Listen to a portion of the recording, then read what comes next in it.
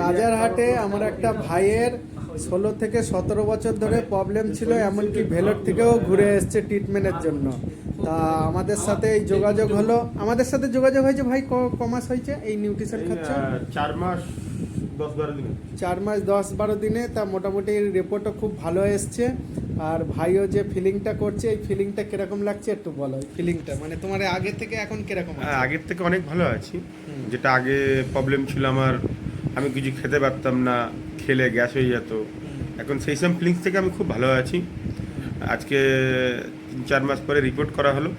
রিপোর্টের দিকে রিপোর্ট খুব গুড অ্যান্ড ফাইনাল, মানে সবই মানে যতটুকু মানে ছিল তার সব নর্মাল, মানে নর্মালের থেকে কম সেইগুলো এসছে। এখনও ফিল ভালো করছি, এখনো কিছুটা আছে, সেটা স্যার আছে, ঠিক আছে। আগামী দিনে আরো ভালো রেজাল্ট হবে অবশ্যই। আর আগে থেকে খুব সুন্দর লুক বেটার, ফিল বেটার, লুকও মোটামুটি চেঞ্জ হয়েছে।